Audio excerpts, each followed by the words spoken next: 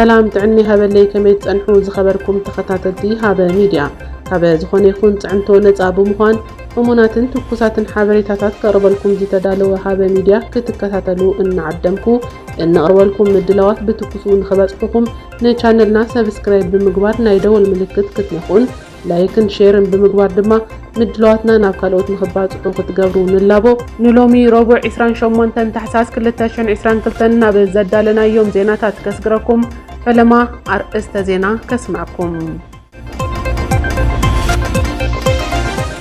نابي كتما مقلن كبابيان زركبو سدروم سلك موكيروم زآبيوم وغنات اتسيم كار كاب قلقالو توطاي سلازخونا بتيليبر نافتسيم كاردي بمملا بقليلو اتقلقالوت كجمرو كم زخلو تحابيرو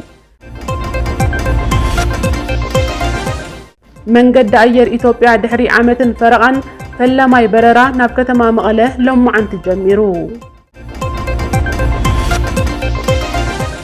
حبرت أفريقيا أفتت ما سمعنا السلام نمكتتالن نمقططارن ناب تግራይ ጉጅለ ልኡኽ ከም ዝልእኽ ኣፍሊጡ ዝብሉን ካልኦት ዜናታትን ኣለውና ከሳብ መወዳእታ ምድላዋትና ክትከታተሉና ብኽብሪ ዕድም ሕዚ ናብ ዝርዝሮም ከስግራኩም ኣብ ርእሰ ከተማ ትግራይ ከተማ መቐለ ሓዊሱ ኣብ 27 ከተማታት ትግራይ ግልጋሎት ስልኪ ከም ዝጀመረ ኢትዮ ቴሌኮም ኣፍሊጡ بمخنيات كينات تجراي تقاريط وتصنح جلجالو السلكي أبا كتما مغلا عود صاوعيت مقبار كمستخالة وانا فتامي تسرح إيتي توليكم فريه والتامرو قليلا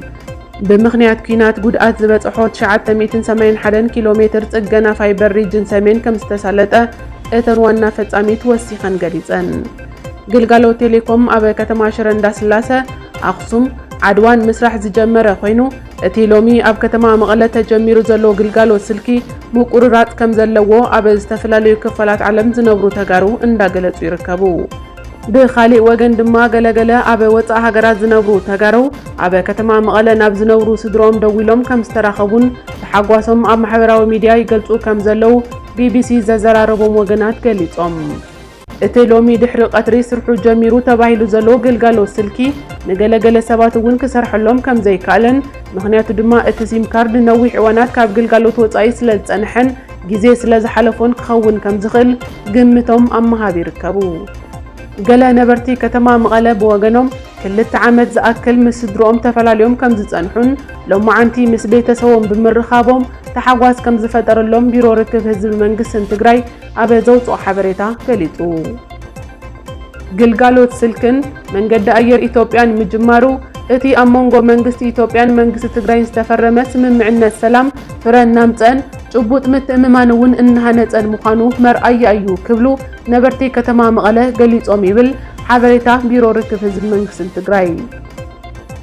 እዚ ከምዚሉ እንሃለወ ኣብ ከተማ መቐለ ናብ ዝርከቡ ስድሮም ስልክ ሞኪሮም ዝኣበዮም ወገናት ድማ ምክንያቱ እቲ ኣብ ከተማ መቐለን ከባቢያን ዘለዎ ስድሮም ንነዊሕ እዋን ስልኪ ብዘይ ምጥቃሙን እቲ ሲም ካርድ እውን ቅርሺ ስለ ዝወደአን ካብ ግልጋሎት ወፃኢ ስለ ዝኾነን ክኸውን ከም ዝኽእልን ነዚ መፍትሒኡ ድማ ካብ ትግራይ ወፃኢ ኣብ ዝተፈላለዩ ካብታት ኢትዮጵያ ዝርከብ ስድሩ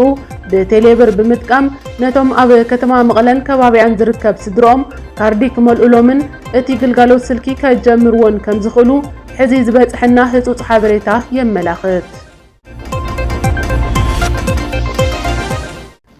መንገድ አየር ኢትዮጵያ ናብ ከተማ መቐለ ስሩዕ በረራ ጀሚሩ ብሰንኪ ኩናት ትግራይ ንልዕሊ 1 ዓመት ተቋሪጹ ዝነበረ ካብ አዲስ አበባ ናብ ከተማ መቐለ መጓዓዚ አየር ሎሚ 28 ታሕሳስ 2022 ስሩዕ በረራ ከም ዝተጀመረ ተሓቢሩ ትማሊ ብንግሆ መሸጣ ትኬት ዝጀመረ መንገድ አየር ኢትዮጵያ ኣብ ውሽጢ 1 ሰዓት ትኬት ተሸይጡ ከም ዝተወደአ ዝተሓበረ ኮይኑ እቲ መንገድ አየር ሎማዓንቲ ሰዓት 6 ናብ ከተማ መቐለ በረራ ከም ዘካየደ በዓል ሞያ ኮሙኒኬሽን እትትካል ኣይታሸናፊ ዘርአይ ንሚድያታት ብልጽግና ኣብ ዝሃቡ ሓበሬታ ገሊጹ ካብ አዲስ አበባ ናብ ከተማ መቐለ ዝግበር ጉዕዞ ክሳብ ዝቕጽል ሶምን ትኬት ተሸይጡ ከም ዝተወደአን ከምኡውን እቲ ዋጋ መሸጣ እውን በብሰዓቱ ፍልሊ ከም ዘለውን ናይ ወሰኽ ዋጋታት እውን ይርአ ከም ዘሎ ተጓዓዝቲ መረረቶም እናገለጹ ይርከቡ እቲ መሸጣ ትኬት ኣብ ከተማ መቐለ ግልጋሎት ምሃብ ከም ዘይተጀመረ ዝተገለጸ ኮይኑ ካብ ከተማ መቐለ ናብ አዲስ አበባ ጉዕዞ ዘለዎም ዓማዊል ከመይ ይተኣናገዱ ከም ዘለው ዝወጽ ሓበሬታ የለን መንገዲ ኣየር ኢትዮጵያ ካብ ኣዲስ ኣበባ ናብ ከተማ መቐለ ጀሚርዎ ዘሎ በረራ ኣብ መዓልቲ ሓደ ግዜ ኮይኑ በዝሒ ተገልጋሊ ብምርኣይ ድማ ምምሕያሻት ክግበር ምዃኑ እቲ ትካል ኣፍሊጡ። ካብ ኣዲስ ኣበባ ዝተለዓለት ነፋሪት መንገዲ ኣየር ኢትዮጵያ ኣብ ዓለም ለኸ መዕርፎ ነፈርቲ ኣሉላ ኣባ ነጋ ከተማ መቐለ ተጓዓዝቲ ከም ዘራገፈት ቴሌቪዥን ትግራይ ጸብጺቡ። ቅድሚ ኩናት መንገዲ ኣየር ኢትዮጵያ ናብ መቐለ መዓልታዊ ካብ 10 ክሳብ 14 በረራታት ከም ዝነበርዎን እዚ ድማ ካብ ውሽጢ ዓዲ በረራታት እቲ ዝለዓለ ከም ዝኾነ ሓበሬታታት ይገልጹ። ብተመሳሳሊ ናብ ከተማ ሽረ እንዳስላሴ መዓልታዊ ከምኡ እውን ናብ ታሪኻዊት ከተማ ኣኽሱም ድማ ኣብ መዓልቲ 2 ግዜ በረራታት የካይድ ከም ዝነበረን ሕዚ ናብተን ከተማታት በረራ ከም ዘይተጀመረ ተሓቢሩ።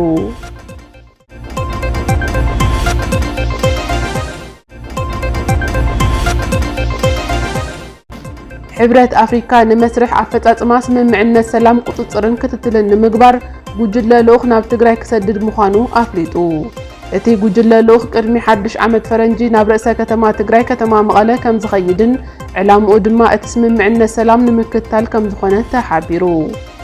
እቲ መገሻ ኣብ ካልኣይ ዙር ዘተ ናይሮቢ ክልቲኦም ወገናት ተቆጻጸርቲ ኣካላት ናብ ኢትዮጵያ ኣትዮም ተግባራውነት እቲ ስምምዕነት ሰላም ከረጋግጹ ምፍቃዶም ስዒቡ ከም ዝኾነ ዝገለጹ ነበር ፕሬዝደንት ኬንያ ኡሁሩ ኬንያታ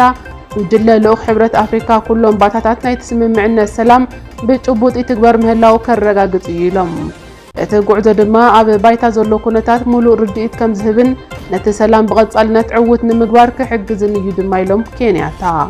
ምስ ሰበስልጣን መንግስቲ ኢትዮጵያ ዝዘተዩ ፕሬዝደንት መንግስቲ ትግራይ ዶክተር ደብረጽዮን ገብረ ሚካኤል ሰራዊት ኤርትራን ሓይልታት ኣምሓራን ኣብ መሬት ትግራይ ሕዚ እውን ግፍዕታት ይፍጽሙ ከም ዘለውን ነቲ ሰላም እውን ክዘርግዎ ከም ዝኽእሉን እቶም ሓይልታት ተጸራሪቦም ክወጹ መንግስቲ ኢትዮጵያ ሓላፍነቱ ክዋጻእ ኣተሓሳሲቦም እዮም። ብወገን መንግስቲ ኢትዮጵያ ብዛዕባ ምውጻእ ሰራዊት ኤርትራን ሓይልታት ኣምሓራን ንጹር መርገጺ ኣይተዋሃበን ዘሎ። መገሻ ጉጅለ ልኡኽ ሕብረት ኣፍሪካ ድማ እንታይ ፍታሕ የምጽእ ዝብል ሕቶ ብዙሓት ኮይኑ ይርከብ።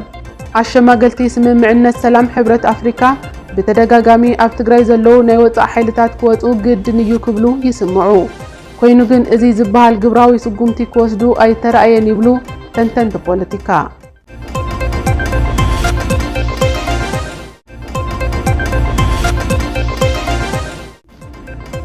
ዝኸበርኩም ተኸታተልቲ ሃበ ሚድያ